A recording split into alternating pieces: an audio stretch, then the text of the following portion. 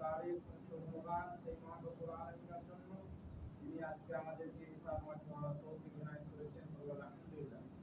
তারপরে আদম থেকে নিয়ে মুহাম্মদ রাসূলুল্লাহ সাল্লাল্লাহু আলাইহি ওয়াসাল্লাম পর্যন্ত যতগুলো নবী এবং রাসূল এসেছে বিশেষভাবে মুহাম্মদ রাসূলুল্লাহ সাল্লাল্লাহু আলাইহি ওয়াসাল্লামের প্রতি দুরূদ ও সালাম বর্ষিত হোক। আল্লাহুম্মা আমিন। আল্লাহুম্মা সাল্লি আলাইহি ওয়া সাল্লাম। আজকে আমি যেটা বলবো বলেছি এই বিষয়টির নাম হচ্ছে যে হারাম থেকে বেঁচে থাকবে। আল্লাহ তাআলা বলেছেন ইয়া আইয়ুহাল্লাযীনা আমানু কুলু মিনাত তাইয়্যিবাতি মা রাযাকনাকুম ওয়াশকুরু লিল্লাহ। আল্লাহ তাআলা বলেছেন এখানে হে ঈমানদারগণ তোমরা খাও যা আমি তোমাদেরকে হালাল করে দিয়েছি তা থেকে খাও। যে বস্তুকে আল্লাহ তাআলা হালাল করেছে সেই বস্তুকে খেতে বলেছেন কাদেরকে? ঈমানদারকে। আর অন্য জায়গাতে বলেছেন ইয়া আইয়ুহার রাসূল কুলু মিনাত তাইয়্যিবাতি, বলছে হে রাসূলগণ হে নবীগণ তোমরা খাও যেটাকে হালাল করা হয়েছে, যেটাকে হালাল করে তোমাদেরকে দেওয়া হয়েছে। আরো এক জায়গাতে আল্লাহ তাআলা বলেছেন ইয়া আইয়ুহান নাস কুলু মিনাত তাইয়্যিবাত, হে মানুষ সম্প্রদায় তোমরা খাও যা আমি তোমাদেরকে হালাল ভাবে দিয়েছি তা থেকে ভক্ষণ করো, তা থেকে খাও। যেই বস্তুটা আল্লাহ তাআলা হালাল করে দিয়েছে সেই বস্তু থেকে খেতে বলেছেন।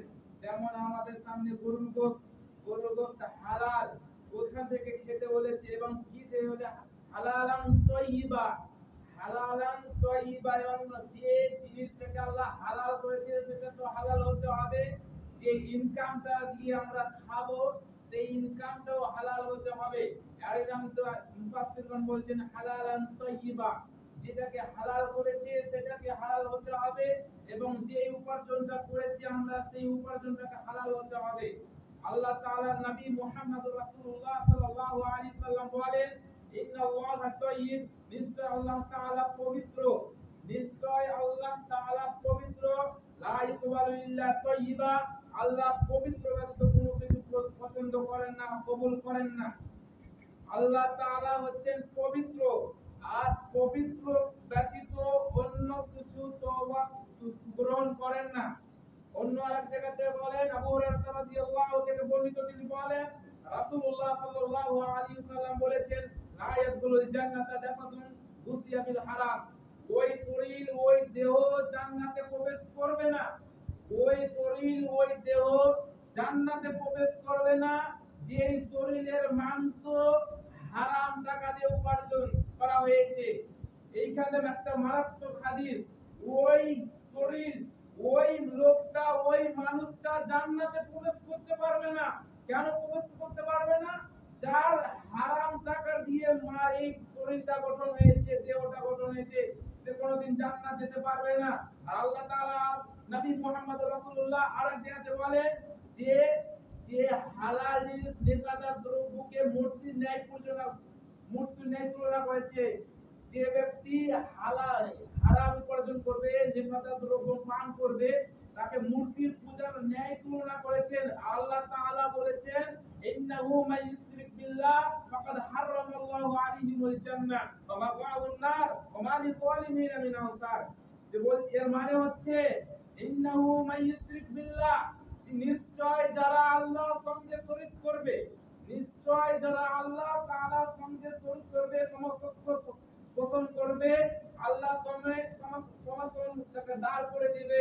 আল্লাহ তাআলা বলেছে ফাকাদ হারামাল্লাহু আলাইহিল জান্নাহ, তার উপর আল্লাহ তাআলা জান্নাতকে হারাম করে দিবেন। আল্লাহ তাআলা জান্নাতকে হারাম করে দিবেন। এটা কত মারাত্মক একটা আয়াত, আপনি বুঝতে পারলেন না, আপনি বুঝার চেষ্টা করছেন না। আল্লাহ তাআলা বলছে আমি মানুষের উপর জান্নাতকে যে শরীক করবে, আমার সঙ্গে সমকক্ষ করবে, আল্লাহ তাআলা বলছে তার উপরে কি জান্নাতকে হারাম করে দিবে। আর তাকে জাহান্নাম কি বলছে ওয়ামালি যালিমিন মিন আনসার, আর জালিম যারা জুলুম করে, এটা আল্লাহর সঙ্গে জুলুম করা হচ্ছে।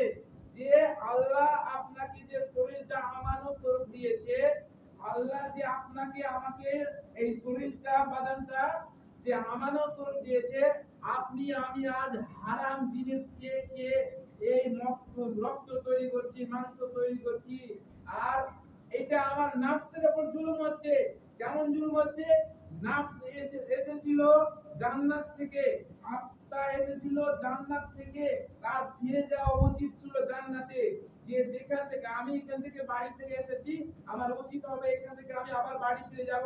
এটা আমার কর্তব্য, এটা আমার দায়িত্ব। আমি এখান বাড়ি থেকে এসেছি মসজিদে, আবার আমাকে মসজিদ থেকে বাড়ি যেতে হবে, এটা আমার কর্তব্য। অনুরূপ আমার আত্মাটা এসেছিল এই দুনিয়াতে জান্নাত থেকে, এবং এই জান্নাত থেকে আমরা রুখে দাঁড়াচ্ছি কিসে? হারাম খেয়ে।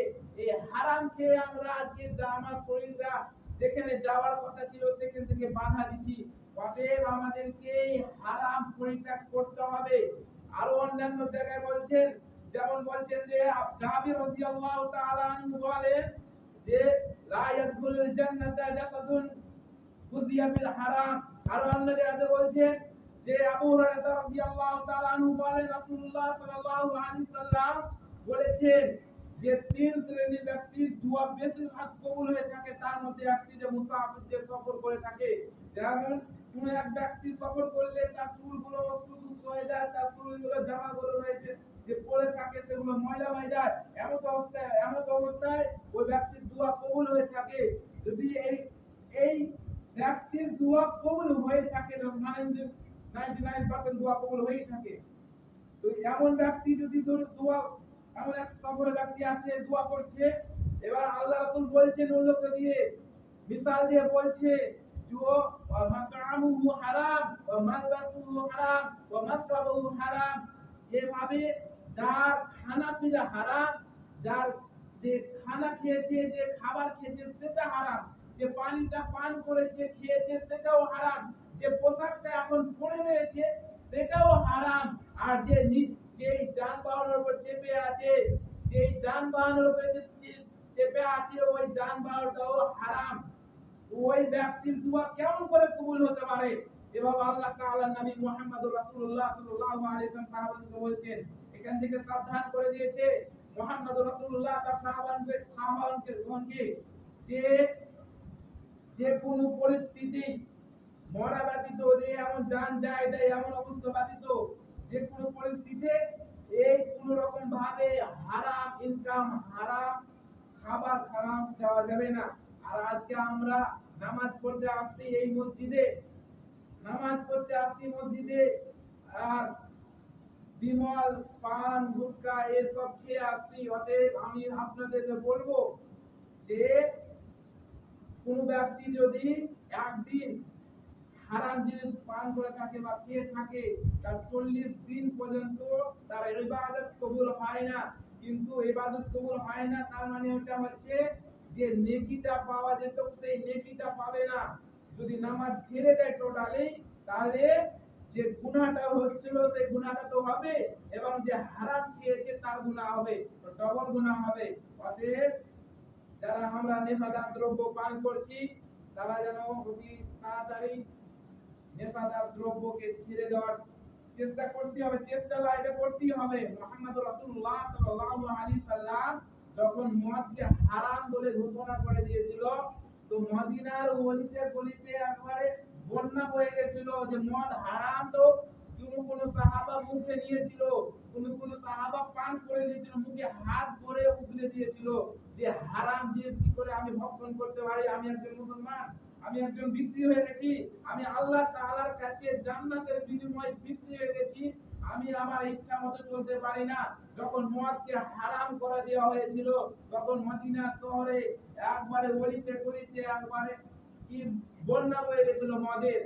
আজকে আমরা জানি, জানা সত্ত্বেও আমরা আজকে পান খাচ্ছি, বিড়ি খাচ্ছি, সিগারেট খাচ্ছি। অতএব এগুলো তো অপরিহার্য। যারা নামাজ পড়ছি তাদের জন্য এখন অতীব জরুরি এটাকে ছেড়ে দেওয়া, আজ থেকে তওবা করতে হবে। আর এই বক্তব্যের সঙ্গে যদি মুনাফিকি করেন, এটা আমার দায়িত্ব পৌঁছে দেওয়া, মা আলাইনা ইল্লাল বালাগ, আমার দায়িত্ব শুধু পৌঁছে দেওয়া। আমি দাঁড়াবো না, কিচ্ছু না, এটা কোরআনের আয়াত। সূরা গাসিয়া বলছে আমি আপনাকে মুহাম্মদুর রাসূলুল্লাহ সাল্লাল্লাহু আলাইহি সাল্লামকে বলছেন আল্লাহ তাআলা যে আমি আপনাকে দারোগা হিসাবে পুলিশ হিসাবে পাঠালে পিটিয়ে এগুলো করাবে। তুমি খালি বলে দাও, তুমি বলে দাও এইটা করতে হয় না, এটা করতে হয়, এটা করতে হয় ঠিক এই পদ্ধতিতে করতে হয়, ওই পদ্ধতিতে করতে হয় না, এটা খেতে হয় না, ওটা খেতে হয়, এটা বলে দাও। যারা করবে না, যারা শুনবে না, কালকে আমাদের মাঠে জাহান্নাম লাঠি স্বরূপ যেটা দেখানো হয়েছে, জাহান্নামকে লাঠি স্বরূপ দেওয়া হয়েছে। যেমন আমরা আজকে আমার বাপ দাদুরা মিসাল দিয়ে থাকে যে লাঠি দেখেছিস চিল মিলিয়ে দেবো, লাঠি দেখেছিস বলে খালি, হ্যাঁ লাঠি দেখেছিস। অনুরূপ আল্লাহ বলেছে জাহান্নাম দেখেছো, জাহান্নামে এদের ব্যবস্থা সব টাইট করে রেখে দিব বাবা। অতএব যারা হারাম জিনিস ব্যবস্থা করছি, হারাম জিনিস খাচ্ছি এবং হারামে জড়িত আছি, তারা হারাম থেকে অতীব জরুরি, একবারে বাইরে আসতে হবে, এটা অপরিহার্য, এটা ফরজ, এটা মুমিনদের জন্য হালাল রুজিকে ভক্ষণ করার দায়িত্ব ফরজ। এটা যে হারাম রুজি ভক্ষণ করবে, আল্লাহ তাআলা তার কিয়ামতের দিন যেটা ফায়সালা হয়ে যাবে, তাকে জান্নাতে প্রবেশ করবে না। লা ইয়াদখুলুল জান্নাতা যাকাতুন গুযিয়া বিল হারাম। একটু আগে যেটা বললাম আবারও বলি যে ওই শরীর ওই দেহ জান্নাতে প্রবেশ করবে না। হোক না কেন আপনি হাদি, হোক না কেন আপনি মৌলবি, বড় আলেম, কারি, হাফিজ, যেই হোক না কেন, যে কোনো লোক না হোক না কেন, হাফিজ হোক, কারি হোক, মৌলবি হোক, যেই হোক, যদি সে নেশাদার দ্রব্য পান করে এবং খায় এবং হারাম ব্যবসা করে, লা ইয়াদখুলুল জান্নাতা যাকাতুন গুযিয়া বিল হারাম, লা ইয়াদখুলুল জান্নাতা, সে দেহ প্রবেশ করবে না, করবে না, করবে না। এতে আমাদেরকে সতর্ক হতে হবে, আমাদেরকে জানতে হবে। আর আজ আমি আপনাদেরকে বলে দিলাম, এই বলে দেওয়ার আমার কর্তব্য ছিল, বলে দিলাম। কালকে আমাদের দিন, যেদিন জাহান্নামে দেওয়া হবে, যেদিন ফেরেশতারা জিজ্ঞাসা করবে যে আজ তুমি কি কারণে জাহান্নামে এসেছো, তোমাদের কাছে কোনো আলেম যায়নি, তোমাদের কাছে কোনো রাসূল যায়নি, তোমাদের কাছে কোনো নবী যায়নি, এভাবে জিজ্ঞাসা করবে, তখন আপনি আর আমি বলতে পারবো না যে আমাদের কাছে আলেম আসেনি, আমাদের কাছে নবী আসেনি, আমাদের কাছে রাসূল আসেনি, এবার বলতে পারবো না। অতএব অতীব জরুরি, এটা আপনার উপর ফরজ হয়ে গেছে। এখন থেকে আপনি জেনে নিলেন যে হারাম জিনিস খেয়ে, হোক না কেন বিড়ি, সিগারেট, গুটখা আর হারাম যে কোনো জিনিস আপনাকে, যেমন আমরা মানুষের ইচ্ছার উপর সব, যেমন আমরা রমাজান মাসে 12 ঘন্টা 13 ঘন্টা বিড়ি না খেয়ে থাকতে পারছি, গুটখা না খেয়ে থাকতে পারছি, বিমল না খেয়ে থাকতে পারছি, অনুরূপ এই আজকের দিনও না খেয়ে থাকতে পারবো। মনে একটু চেষ্টা জোর দিলে হবে, মনের জোর সবচেয়ে জোর। এবং আমি এখান থেকে আমার বক্তব্য করছি, ওমা আলাইনা ইল্লাল বালাগ। আসসালামু আলাইকুম।